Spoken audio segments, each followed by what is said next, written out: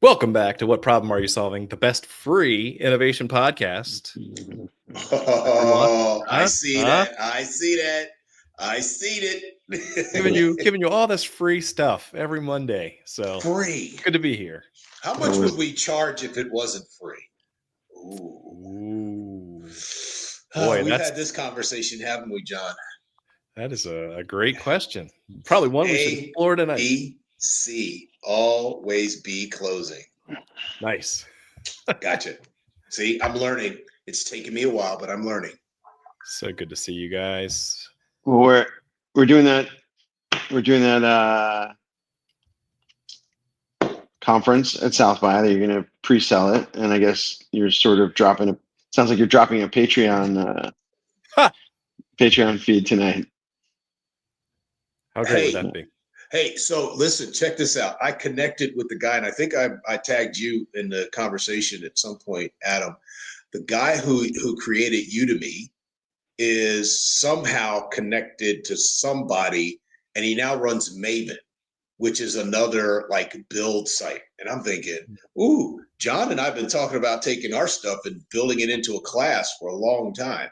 And it doesn't look that difficult to build a Maven site. So nice. Shout out to the guy who built Maven, whatever his name is. I'll find it. Awesome. Very cool. Yeah. So let's dive into it then. Adam, what problem are you solving this week? Feet first or head first? I'm sorry. I just had to. Sorry about that. Go ahead. Go ahead. I get it. Okay. And I've been thinking about the extroverts stare at other people's shoes joke all week. So I finally got it. Like you said, I would like a week later. 2 a.m. on a Thursday. I got it. I honestly been thinking because it's like a brilliant, it's like a subtle joke, but it's probably true to some extent, right? Oh, it is true. If you've ever worked in one of the other places other than where John and I worked, oh my God! As a matter of fact, the extroverts would say hi to the introverts to scare them, to startle them. Yeah, but see, that's not fun. That's cruel and mean, and that's like that's the original one was simpler and elegant. And this joke is just bad news. That's just bad. Yeah. All right. I remember I'm going old school. I'm not, enough of this customer discovery stuff. I'm building floating staircase, sort of. Oh, interesting. One side has a stringer, but the other side is floating. So I gotta like tie up the other side. I gotta make sure. It might be cool, or I might die. Nice. You gotta post pictures. Eventually we're going to be doing. I won't have to get thrown out of my kitchen. I'll be doing the shows from in there. But nice. And then it doubles as a nice back because I'm going to keep the first step removable. So then the background is like a big, stadium seating behind me. So it'll be good. Home improvement projects. Those are good. Those are good problems to solve. That's what I'm doing. How about you, Ty? What problem are you solving this week? Let me see. I just got a call for a to interview for a. This is a good problem, right? So I'm good problem sessions. Just got a call to interview for a innovation mentor for startups here in Maryland, which could be good because it will allow me to bring some money in, like 30 hours a week, and it's all 1099, so I can manage it the way I want and still do my thing, which is, beautiful. The alchemist, on my personal legend journey, and the universe is conspiring. Yes, I'm reading it for the third time, John. Yes, love it. Such a good book. Such a good book. And every entrepreneur should read that book. Exactly. And everybody that I talk to, I say, have you read The Alchemist? Go read The Alchemist. It's not a self-help. It's just an allegory for you to kind of think about where you are on this journey. Yep. And so I did that. I am now part of the Stimson Center's Loomis Council, which is an innovation council that looks at technology, policy and international security, right? And so I don't know. Our friend David Bray recommended that I be on the council, and now I'm a member of the council. So it's kind of cool. The boys are doing good. The oldest one is good problem is how to raise money to help him get to Korea to study abroad for 3 weeks on the business of esports. And so the business and marketing of esports. So it'll be kind of cool. The Alchemist, absolutely fantastic book. Absolutely. Paulo Coelho. Yep. Yep. Absolutely fantastic. Find your legend. Find your legend. So that's what I'm working on. All good stuff. No like doom and gloom problem, just working on it and trying to see what happens. And I'm on my way to Mississippi to work with some students at 2 historically Black colleges it's design thinking on the social economic impacts of climate in communities. So doing some design thinking work. So it's kind of cool. You're doing all the things, man. Slow down. Yeah. I got to do something because got to get off the bench. The bench and get some accrued singles, baby. You know how baseball works. Don't hit the home run. Just keep swinging. Got to get on base. You got to get on base. That's right. Moneyball, baby. Moneyball. Need base hitters. That's what I'm doing. Man. Why? Man, I wish I was. Why? Why what? Because why base hitters? Because he gets on base. That's it. Because he gets on base. That's why we got him. He doesn't have to be good. It doesn't have to be hit home runs. You just need to get on base. If you want to know what Ty's talking about, watch Moneyball. A very excellent movie. Excellent movie. Yep. So what do you do? What you working on, John? I wish it was as cool as Floating Steps or all the plethora of things that you're doing. But traveling for work again, and of course, like every good father, when he goes on travel, that's when all the stuff goes hot and heavy back at home, right? Either sick kids. Fortunately, no sick kids yet.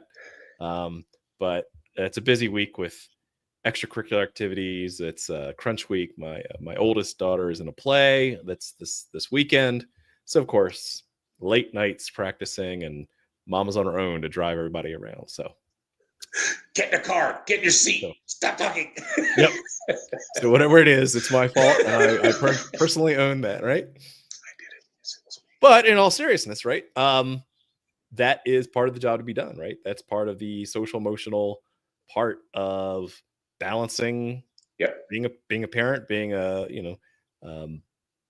someone who's the income earner for the family. Like there's many hats that we wear, and they come with social and emotional baggage that we have to deal with all the time. So yeah, I think I'm doing some work and I forget what I was working on, but it was so fascinating to help people. Whatever I was thinking about was about, it's not just about function. It is never all about function. It is about what's the social impact, what's the emotional impact of the choices that we make and the things that we design for people, what problems we're solving. So absolutely. And just to top it off, personal OKRs, right? We've talked about that a couple of episodes. I do them by quarter, and I'm brushing off, starting from April through June. I gotta get some new OKRs. I'm looking at my results, and I'm trying to update my goals for April through June. New KRs or new O's as well? Fortunately, I've been kind of treating my personal objectives as categories of career, faith, finances, right? So those are kind of steady goals, steady objectives, but the KRs are different.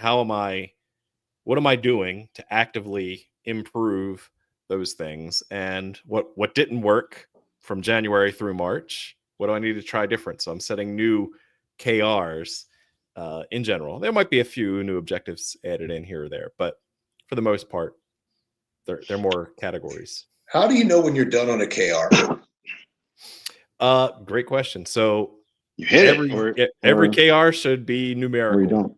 Yeah. So it is like we talk about running business experiments, right? They should be binary. You met the goal or you didn't. You shouldn't be like, well, I kind of sort of did it. I kind of sort of met that goal. No, it should be, I will I will sign up for 2 classes from this website and by this date. And if you don't have a date, then it's implied by the end of the quarter, right? Or I will well, I have a weight loss one, so I will be at this weight target by this date. And so there's no room for wiggle room. Like you either hit that goal or you didn't. And then as all good agilists, you can adjust the goal and say, hey, I lost weight. I didn't lose as much as I thought. So now I'm going to set a new KR for my next goal. So in light of, and I know we got to talk about freemium, but I think this is important. There's something there that in light of I hit or miss KR. Let's say if I hit it and I get a new one, or if I missed it, I missed my KR. Is it about the objective? Is it about, did I set the objective wrong? Did I set it too high? Did I set it inappropriately? Is it out of context? Or is the objective, if I did miss it, how do I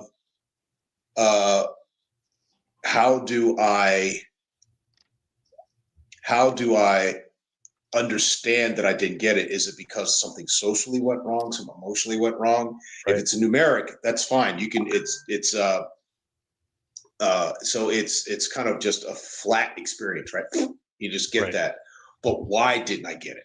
Is there a place for examination there of my own personal, what happened to me personally to go? And I think in the Agilist, you call those retrospects. 100%, man. Look at you. You learned a thing or two. That's exactly right. So that's what I'm doing this week is kind of the retrospective of the quarter. And whether it's, because KRs are inherently outputs where objectives are outcomes. And we've talked about this. You can set the wrong outputs for your outcomes that you're trying to get to. So that's where I was going, because I think it's always important. Always worth taking a step back, using your right brain, your creative side, not just your left brain, additive, cumulative, mathematical, logical side. Yeah.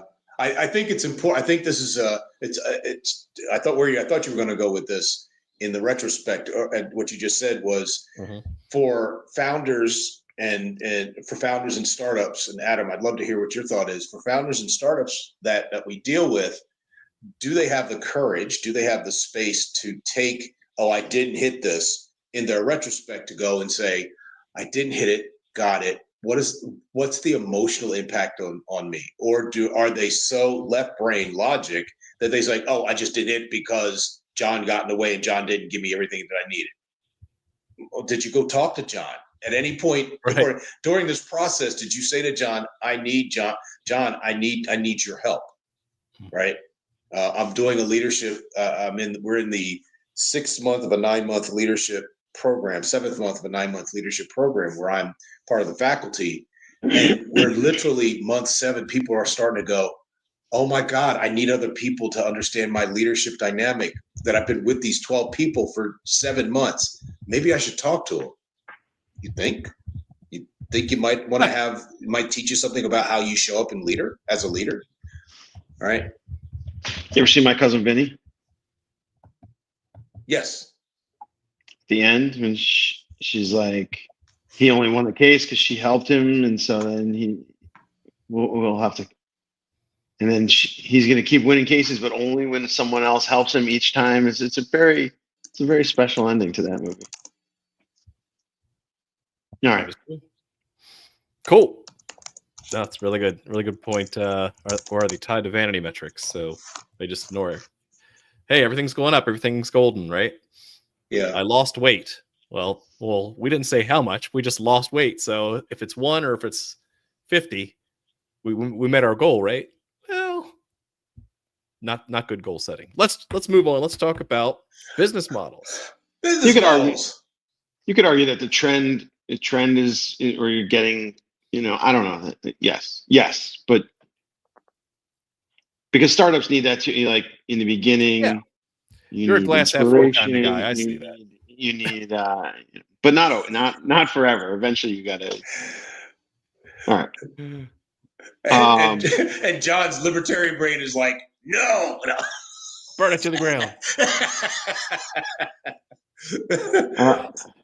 Hey, Adam. So tell me 5 things you did last week. Last week. Oh, that's a Doge joke. Let's talk about good Oh, free yeah. business models. I was like, fuck. I mean, I was good. I was good for a year, and then Hey, hey, John, you see his face like, it was really. he couldn't do nothing but cuss. I think I just broke Adam. All right, my job's done here. Oh, that's funny. Okay, freemium. All right, I'll start with an easy question. You said in the trailer that everybody loves free. What are some things that you do not love that are free? So it's a question. Is this the PG rated version, the X rated? Let's start with the John won't mute us. I can think of things are for you. Oh, what the hell? I don't want that. Free like a puppy, right? So free sushi. I think in workshops years ago we used to teach here's some free sushi. I don't know. At the gas station, right? Yeah, yes. It's warm. Yeah. Yeah. What? Give me 5 things each that you wouldn't take that were free. If it's about a business, so seriously, if it's about a business, the thing that I wouldn't take that is free is unsolicited advice about what I should purchase. Right. Yeah. And the thing that pops in my mind is going to a car dealership. Right. I can tell you I can tell that you really need this. No, because when I go to buy a car, it's like, I don't tell them how much money I want to spend. It's like, I can't afford that car. Well, what could we get you into it?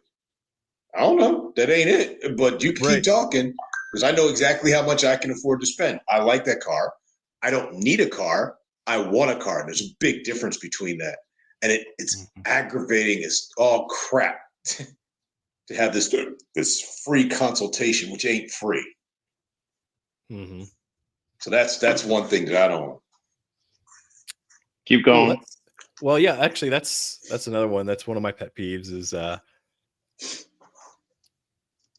when I know I'm being sold to. And I actually have a horror story about this. So there was a youngish startup that was selling like home siding and that kind of stuff, exterior stuff for your home, and they were going around the neighborhood, and they said, when can we schedule time to have one of our guys come in and check things out? So, okay, fine, I'll hear your sales pitch. And guy came in, and the worst part, like, I have the curse of knowledge because I knew every trick in the book this guy was trying to lay down. And we invited him to our home, so that was strike number one. I shouldn't have done that. And the dude wouldn't leave. Yeah, he's like, my sales pitch, takes about an hour and a half. I said, I literally have somewhere to be in a half an hour, and I wasn't lying. I actually did. So I said, I'm sorry, but can you get to the point? Dude was like trying, well, this is a nice picture you have there. What's that from? I don't care. Let's talk about your thing. Oh, well, that's a very handsome comment. I'm like, just shut up and get to the point. Like just like you said, Ty, like, I don't want to be sold to. Like, you got to show some value. So that's all of that was wrapped into, the product. And I said, I'm sorry, but if you don't get out now, I will have to call the cops and I will never work with your company again. And they've come back years later. Hey, have you heard of our company? Yep. Keep walking. I had a guy that wouldn't get off the porch. He got nerve to get mad at me. I spent all this time working here. Look, dude, nobody told you to stay. You got to go, man. Go. Out. Yep. I think that if I know what I know about the freemium model, it's carrot stick, right? I'll give you the razor, but the blades are expensive as I don't know what. Mm-hmm. So I think that's the theory. That's one of the theories. I think it is misapplied a lot. Where, what's another one? Like the Keurig. I mean, but even with the Keurig, and it's not free. One is with the Keurig, which one is super subsidized? The machine, right? The machine is subsidized. So you come, but even that is not free, right? So, all right. So let's spend 5 minutes on why would you. So you make things free because you think it will result in eventually paying you for that. So that's more of a free trial. It's not freemium. Right. Mm-hmm. You think that someone else should be paying, so that's the social media advertising. So TV is Right. or was if you sign free. up for Facebook, you are the You are the product. So like that's another model. What are some different instantiations? Yeah, like ChatGPT right now, right? They roll out things and they have a free. You don't have to log in. You don't have to sign in. You can just start using it. And if you want to not have a message limit, or if you want to try these new models, then you got to pay. So that's actually a fairly standard freemium model there. It is 100% free with a lot of upsells. So I don't know if we're going to figure this out in a half an hour, but I think we were going into this almost agreeing with our friend Ash, that you are usually leaving money on the table. But I personally think that models like that, because all we want to do is prove that people value our product, right? So a lot of times, where I was getting with the other line of questioning is that people give stuff away for free, not just to motivate, but also because they're scared they don't think people will use it otherwise, which you joked about this show. If we charge $50 an episode, like, that's not tenable. It has to be Mm-hmm. in the beginning, at least when you're growing an audience. But the GPT model, if there's value, if you know that users are using it, they're going to run into a ceiling, and that they can start using it. It doesn't cost you anything. I wonder if, I guess with GPT, it does cost them in the beginning. So what's the perfect freemium model? Is it? Well, let's define freemium though, right? So free plus premium, right? Or free in the absence of premium. Maybe it's probably a better way to define it, right? You get the free in the absence of the premium is what you end up with, right? So premium, I think that what Ash was trying to say is just skip all that, because they'll either buy it or they won't. I left all that money on the table because I was trying to engender customer lock-in.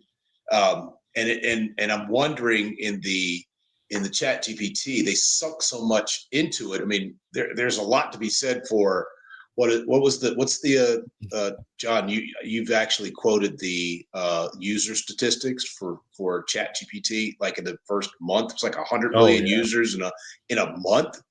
It was nuts. Yeah.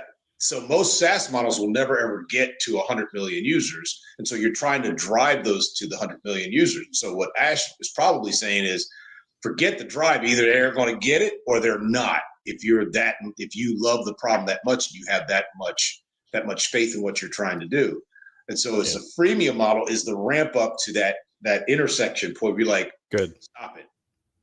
I don't need to give it away anymore, because if I gave it away, people are going to look at it like, either what's wrong with it, or either what's wrong with it that you're still giving it away, or the other part is that you're actually, at that point you are leaving money off the table, because now you can't afford to keep giving it away because you're making too much money for the price point. If you literally are giving things away with no other business model, you have a hobby. You don't have a business. You have a hobby.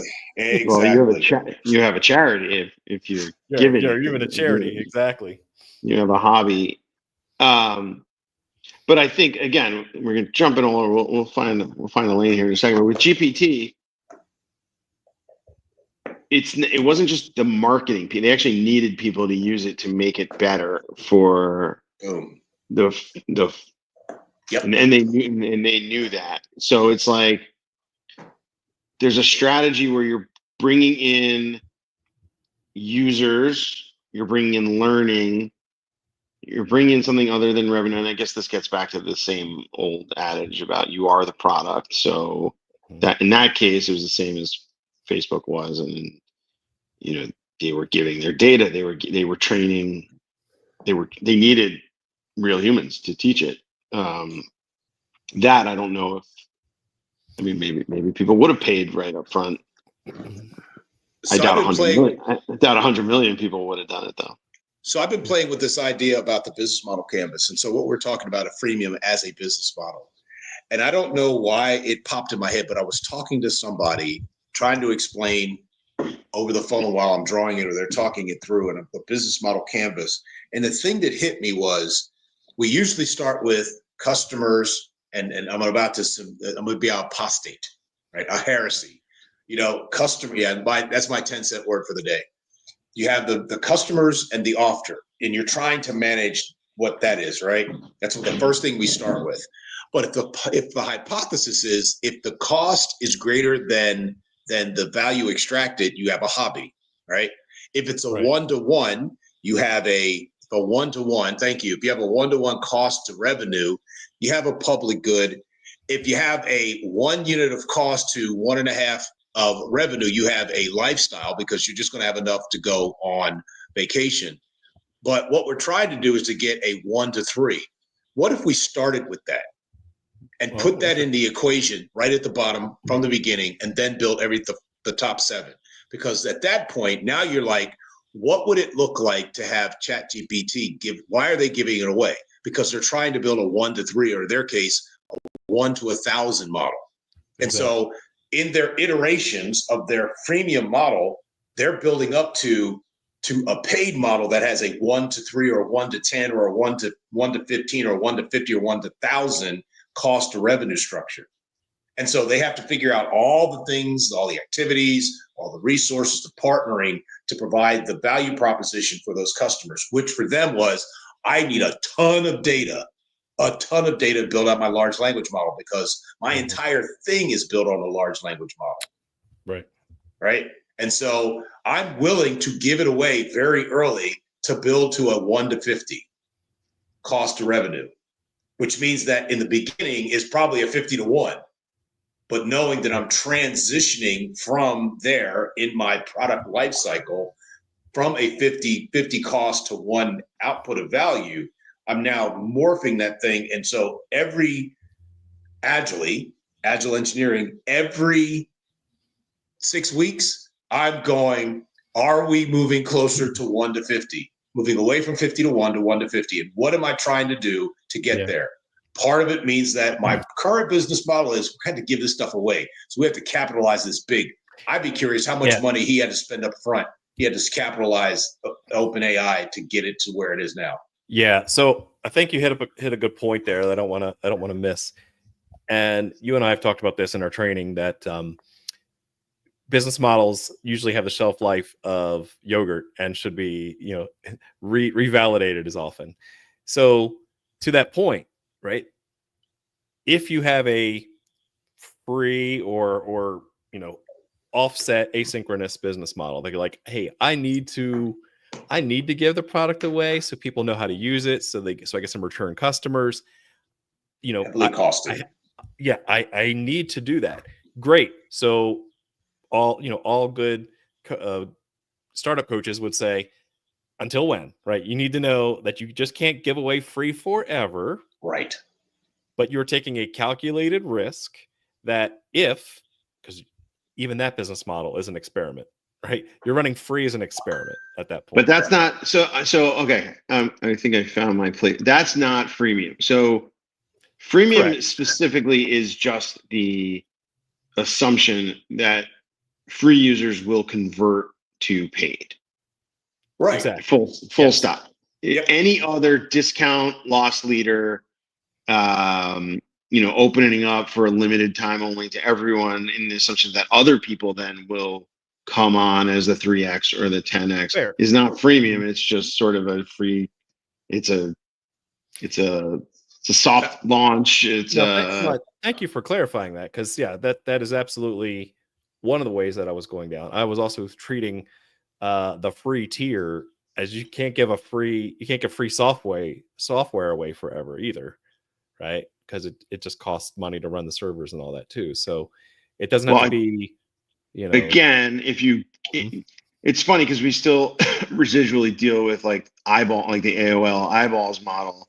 You could, if you build up a community big enough, which ironically is sort of our strategy, like that's not freemium either. That is a different business model and a different strategy. You could give shit away for free if your growth is astronomical. I know you need.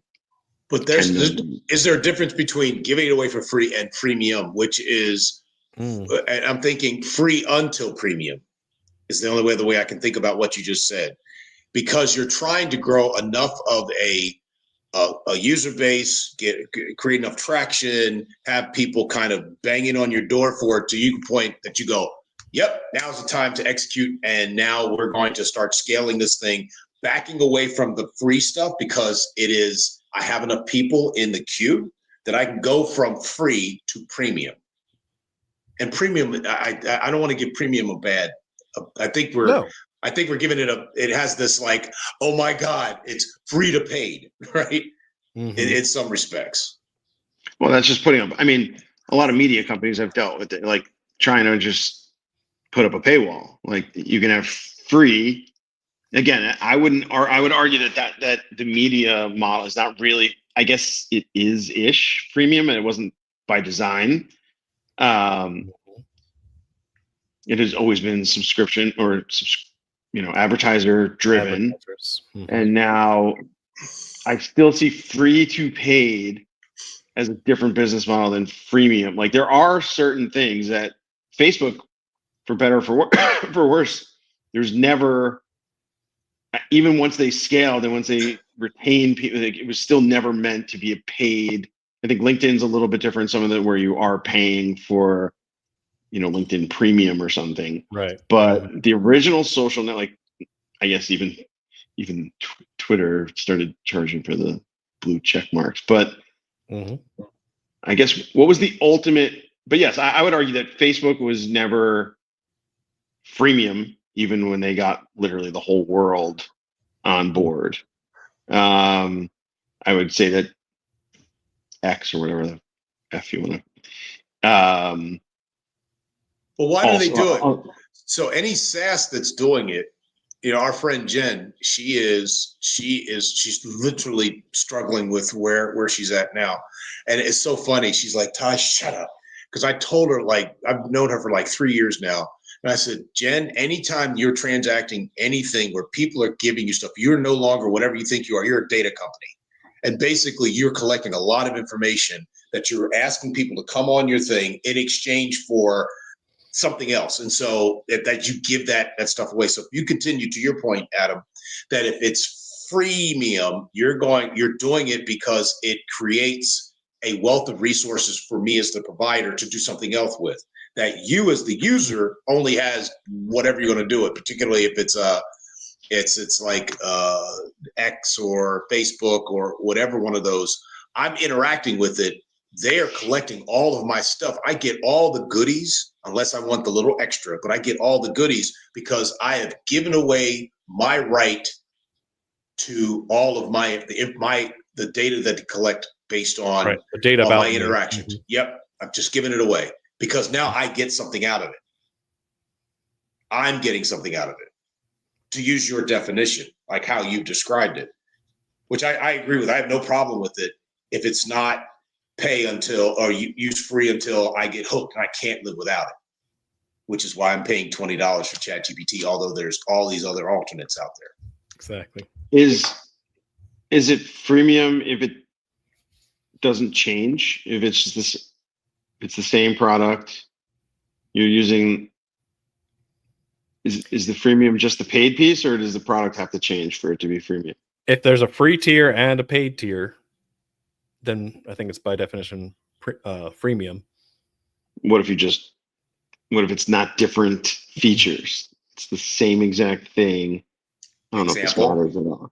No, I think it does matter.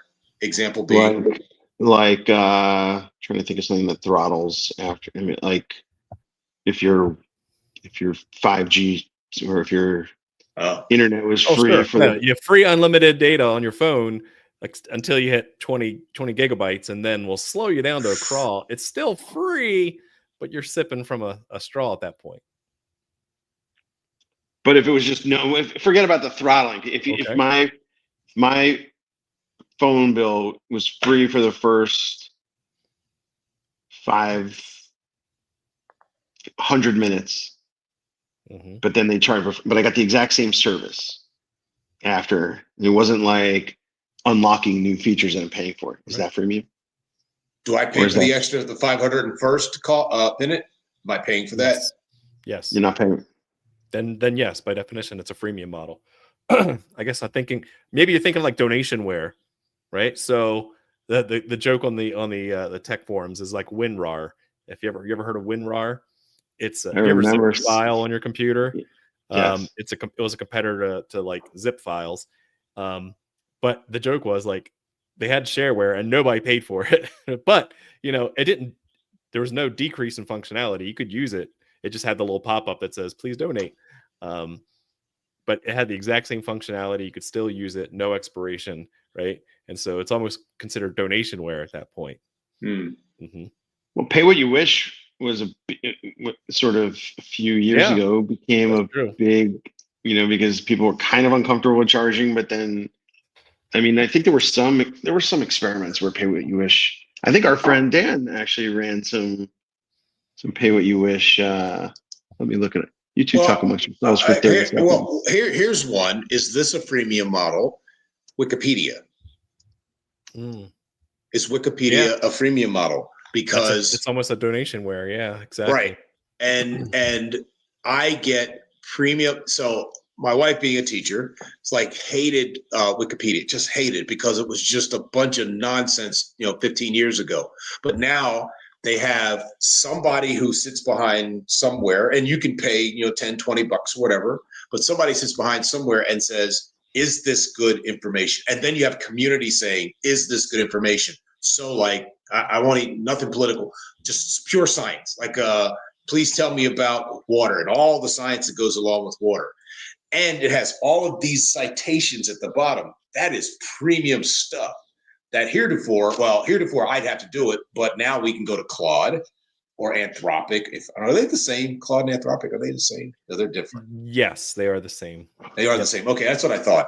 I can go to Claude or Anthropic or any one of those other ones and say, please give me an entire list of research topics associated with water, right? And it gives me, hopefully it doesn't hallucinate, gives me all the information. But I think I'm wondering if Wikipedia is a freemium. It is free. I can choose to donate to Right. somebody in the background, some community sets of whoever's doing what. But I also depend on others donating time, donating effort, donating eyeballs, donating expertise to give me my premium content. And I also have the opportunity to add to the premium content, which I've never done and I don't plan to, because I am okay with it. When I go down, I'm like, okay, this pointed to this article, and I can go and see that article in some, the Onion. It is a paper that I may or may not agree with, but at least they have good reporters who go and do stuff. Mhm. What's a freemium site you converted on? Lovable got me recently. When it first came out, I hit my 5 queries. I was building something. It was probably the quickest. They talk about they were the quickest to 20 million ARR or whatever. It was also probably the quickest that I was building something.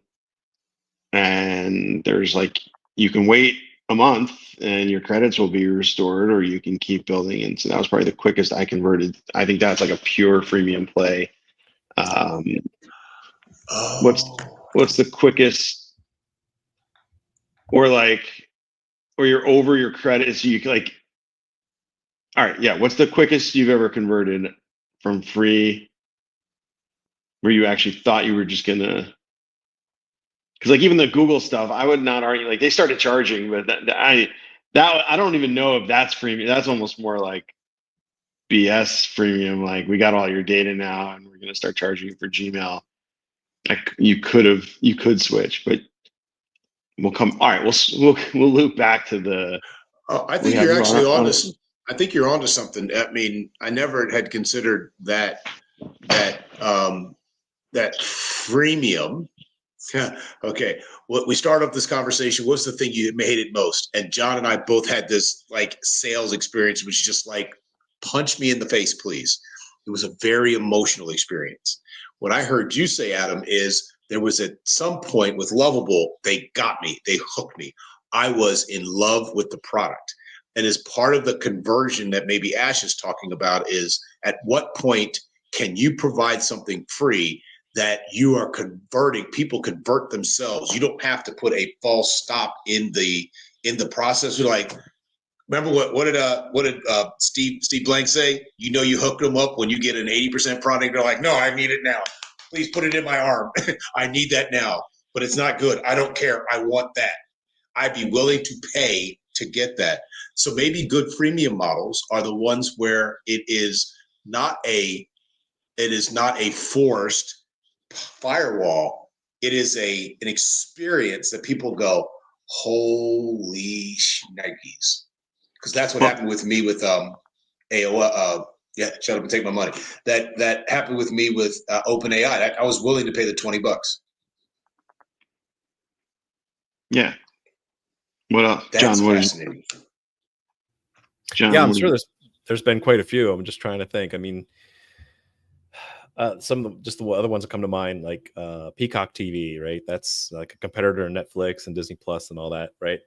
They have a totally free tier because they want you to watch NBC shows, like the Irrational, produced by Dan Ariely, who we've had on the show. But they also have, well, you know, we have another tier that if you want to watch the latest movies, that's going to cost you. But if you want to watch the latest NBC shows, high definition on demand, you can watch those for free with ads. So that's one thing that definitely was worth the upsell. Is it freemium if you just free, like if it's the same product without ads? Is that freemium? You literally pay to make the ads go away. Same exact product. If you pay to make the ads go away, it's not the same product. Well done. Okay. So I actually experienced freemium. I never thought about this until now. Hold on. I've paid to remove a pane. Yeah. That's interesting. So you're inserting a pane into the product. Yeah. To make it viable, to make it make money. And you could say, hey, I know. So for example, they've joked about this for a while. Like, well, what if there was a paid version of a social network, a competitor to Facebook that's been they've tried lots of spinoffs have tried to do it, an alternative to Facebook where, you know, don't worry about your data, but just pay $20 a month. Nobody goes. There's so much traction there. Well, they've so even tried friction. That makes sense. There. Yeah. They've tried to pay you, and it still doesn't work. So, when I worked at, I never thought about this until what you said, John. When I worked at Home Box Office back in mid 2000s, 2007, 2008, they literally calculated churn rate. Right?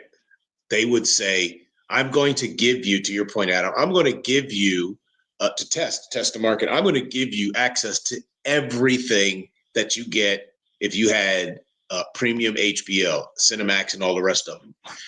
And they would start Friday night, and people would go, "Oh, I'm just taking as much as they could because they want to be cool." And it's Monday morning, and we're like, "Okay, what was our conversion from people consuming all this stuff to people actually became a part of it? They actually bought a subscription." And they would be happy if I don't remember the numbers, but they would be happy if they're like a 10% churn. Like, yep, we got them, and they made tons of money, tons of money off people buying that stuff. That's how they predicted it. They would churn they would, like in fishing, they'd chum the waters and see how many they could convert. And so it was an opt-in versus an opt-out. I've opted into the program, into the premium part of this, because it met a need. It met a social, emotional, not necessarily functional need, because, you know, unless they wanted to just watch the latest movie, cool, and they just didn't make it, you know, last weekend because now it's out of the movie theater. But the reason why people did it, so they could catch up on all the Sopranos. That's how long ago it was. Sopranos and The Wire and West, and there was one called Rome back in the day. Yeah. Yep. So they could catch up all that stuff. I just had another interesting, like, I was trying to think of like other products, because, you know, we're going down the streaming services route. And so one analog of this freemium model that comes to mind is what I'm dealing with right now is little girls softball. I'm paying for a league, which she can go in the backyard and play with her sisters, right? It's free. Go grab a stick and a pine cone. Like, come on. But Dad, if you want the nice jersey, you want to have a nice field, you want to have, you know, hang with their Umpires. friends. Pay for umpires. Yeah. you pay for umps. Yeah. So there's a freemium. So again, I'm trying to think of something way left field that, pun intended, that you know, Wow, is not a streaming you started service, strong it's not a too product. with that.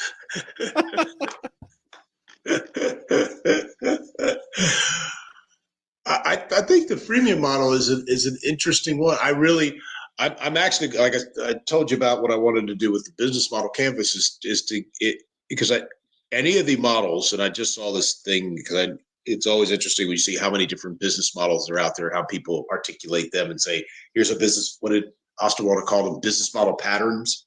He had the patterns in his first book that he talked about. There's 10 or 12 patterns, and you kind of build out after those. The one I had not thought about is how do I build a business from the jump? And maybe this is where Ash was going. So it is from the jump, the attitude is I'm going to be making money. I'm going to do everything that I need to do to buy down the risk of the cost to get as much value as I can, extract as much value as I can out of the process. I'm telling you, with all my startups, I'm going to tell what are you building? I'm building this. Okay, how are you going to make this a 3x return? Right? Who's the customer? What's the thing? Maybe you don't need all this, because if you can't build a 3x return out of this, you'll need to be doing it. But what's the reluctance, myself included, what's the reluctance to take that advice? Like a lot of, you know, like you value what you pay for. It's so clear that on paper, like you said, you don't, if someone's giving you what's wrong with this, it's a lemon car, you know, what is wrong with this? On the other hand, there is credence. I saw him at South by Southwest. He got his songs back. There is credence to the idea that, like, down on the bayou. That's right. He got his songs back. There are times, like, how do you know the difference? How do you know? I think that's the biggest take. Like, there are plenty of times where if you just tell someone, charge what you're worth, charge for it, like, everyone will like run away quicker. Like they just won't. But there's other times where they're totally undervaluing it, giving it away for free. That's the whole reason. That's literally the reason they're not showing up, is because it's free. I think people get this wrong more than half of the time. It's usually the opposite. So how do you know? Yeah. One thing I've been a fan of is the model we've alluded to, but it's the free trial. It's you do give it away for free so that they actually get to touch it and use it. Yep. But there's an expiration date, right? There is a cutoff point where it stops being free. And psychologically, right, this is called the endowment effect, where now that I've got it, I don't want to let it go. So, you know, you could use it for malicious purposes, get the free trial. But it at least, you know, you can say, because there's a lot of entrepreneurs that say, well, you know, my ice cream is so good, but there's a billion ice cream companies out there. You got to I got to give away the free scoop, right? Before you get hooked and come back as a repeat customer. But you can't give out free scoops forever, right? That because your inventory is limited. So that's, yeah, I think the free trial is that middle ground that says this is free, but I'm going to cut you off, and then you can decide if it's valuable or not to you, and then measure those free customers that do take the upsell and that don't, right? So now you can get a good actual percentage with data of what you're actually worth. So again, you're proving you're really foot stomping the point that even in the free slash inium or freemium model, even what you're giving away is to validate or buy down the risk of cost 1 unit, 3 unit exit of value. Because I'm working with these people like I thought I was going to get 100 people off my freemium, but actually 20 only took me up on it. Anything after that. So, man, I must not have had, my experiment said, my hypothesis was that if I let them play with it for 3 months, I'm going to have a conversion rate of 60%. My data said what? 20. I'm building something wrong because I need to have a 1 to 3 return on the amount of, so I either have the wrong product, the wrong customer, or the wrong process. Or the wrong price. You can still, or the wrong price. Exactly. Because you can then, if you knew, price as an experiment. Like if you really knew that you actually were getting you can now say maybe your premium price. So actually, this is another cool thing I want to bring up too.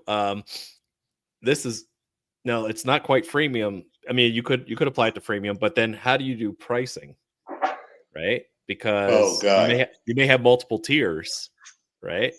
And psychology aside, marketing aside, there is a term in economics called consumer surplus. So what the consumer surplus is what you probably would have paid, but you feel like you got a bargain for because you bought the product at the price it was being asking, but you probably would have paid more. So you feel like you've still got more value out of that deal, right?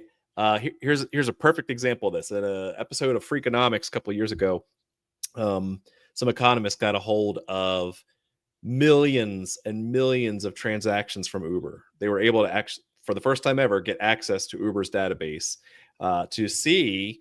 They were testing surge pricing. It was Uber taking advantage of people for surge pricing, right? Because now they're charging more when a concert gets out and the streets are flooded. Well, what they found out when they analyzed millions and millions and millions of records in the Uber database was, one, it almost followed a perfect supply and demand curve, where a theoretical economic model was actually almost perfectly modeled with actual empirical data.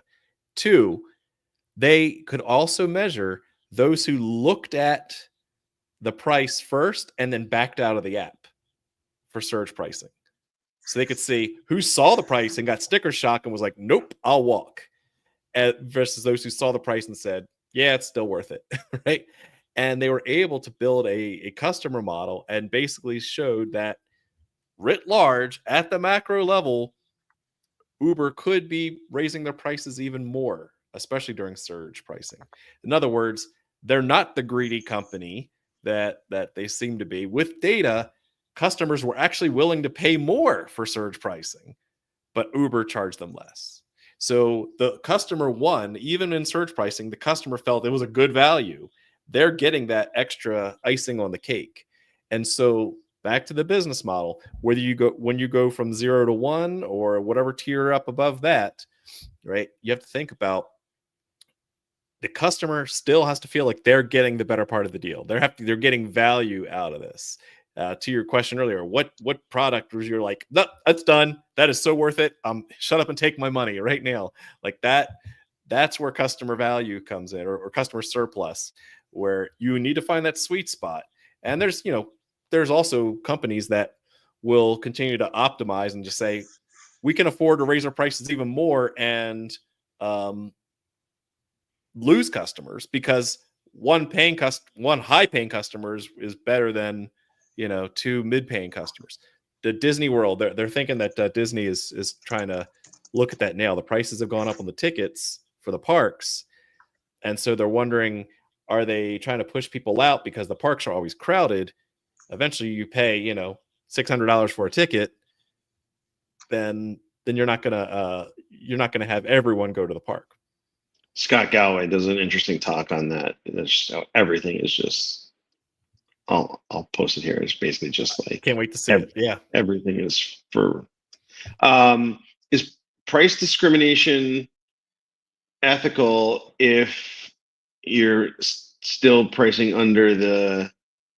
If there's a consumer surplus, but you're still literally manipulating, you're using data and cookies and history and AI, and everyone literally is optimized against themselves and not for the market.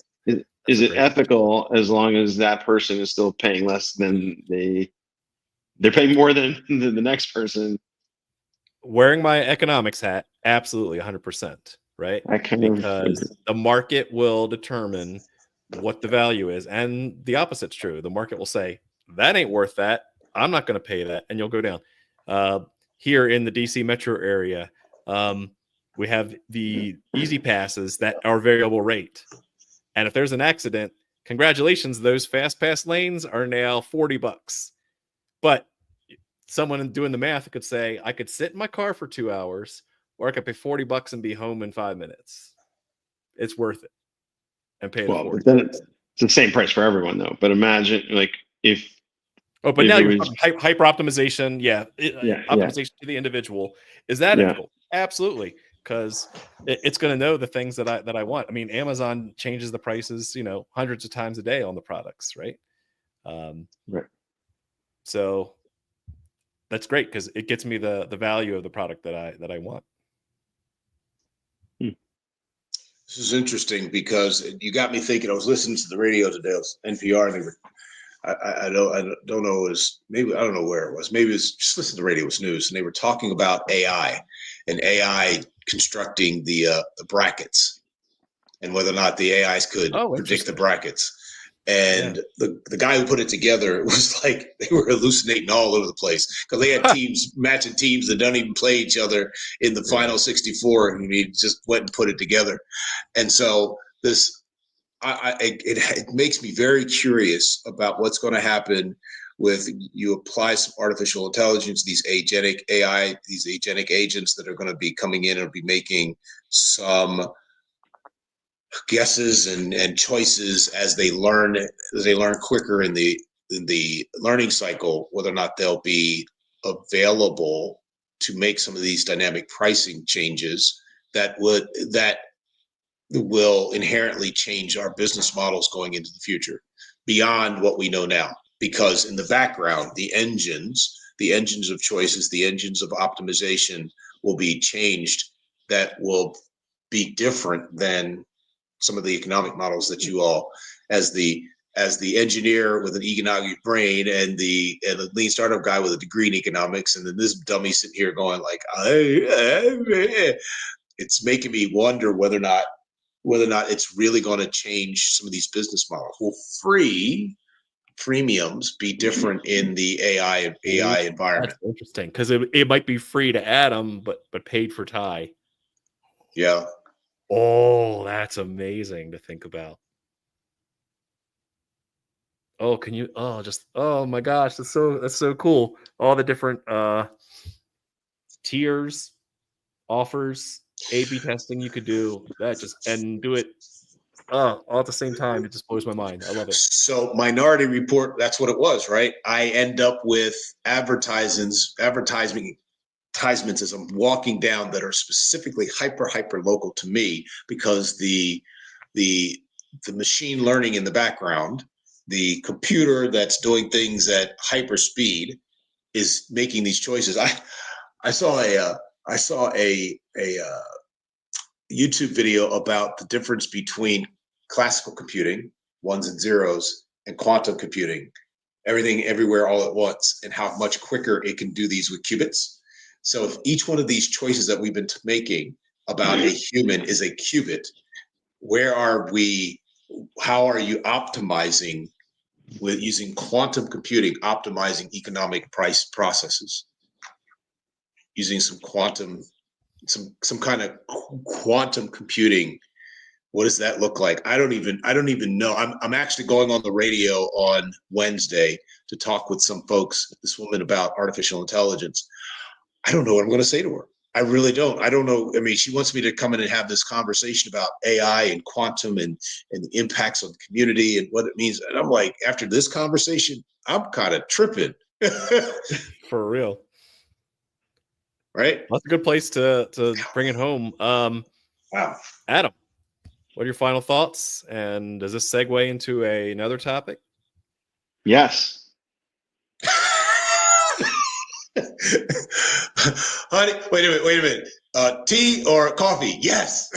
Yeah.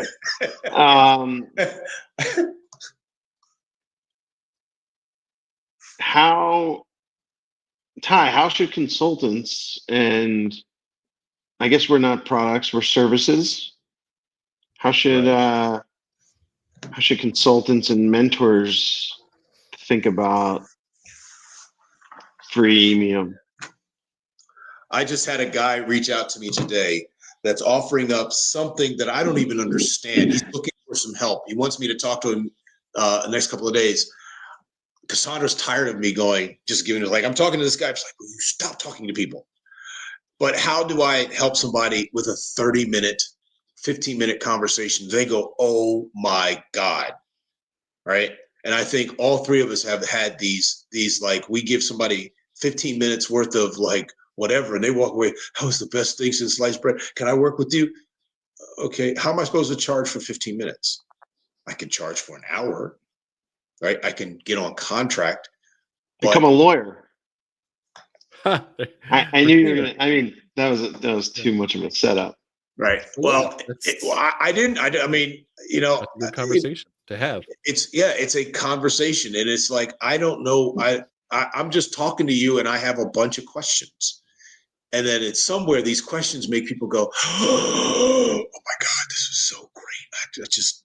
So I don't know. I don't know the answer to. It comes down. I don't know what the answer is. I could use This some wasn't.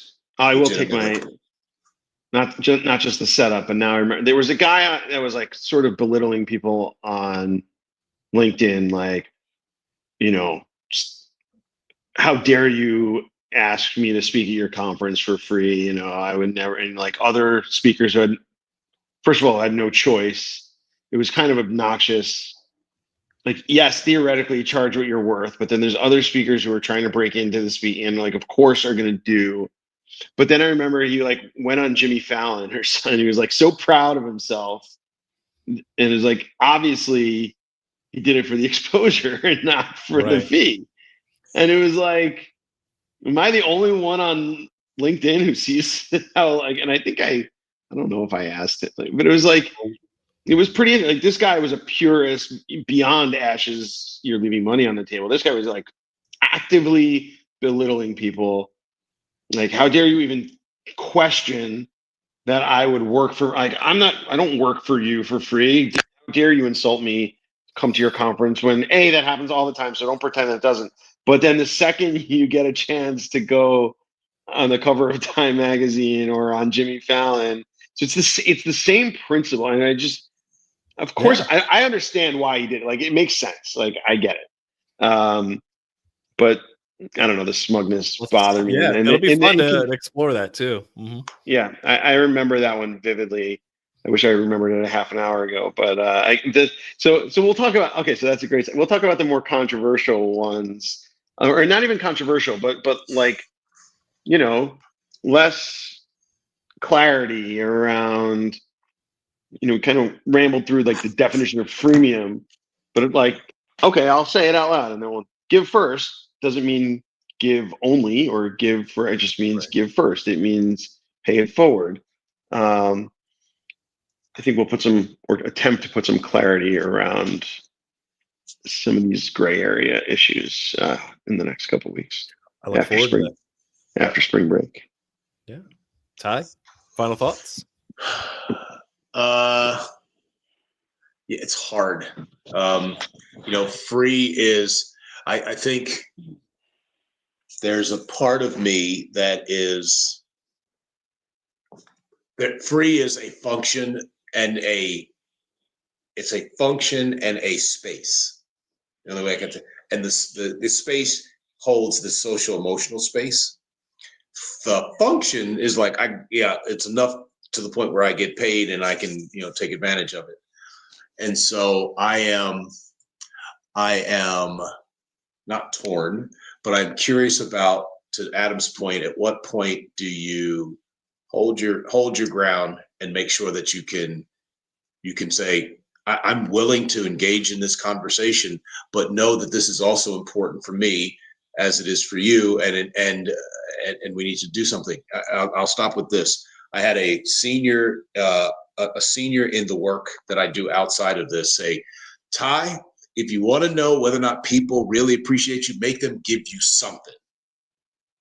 Make them give you something, because that way you know that they are as invested in the process as you. Right? They are invested, and if they give you something, then they are willing to do the work as well. So I got to heed my own voice. Yeah, heed his stuff. Yeah. So that's interesting. Yeah, just to kind of wrap it all up too. When I hear freemium as a business model, like my mind goes straight to the economics of it, because you can't give free away forever, right? It has to be supported by something else, whether it's ad supported, subscription supported, anything like that, right? We've talked about a variety of different business models to offset or supplement free as a business model. And I think that is a good segue into, for services, for knowledge work, for those kind of things that are more abstract, it gets even harder. So if you think freemium's hard, wait till you hear what our next episode is going to be about.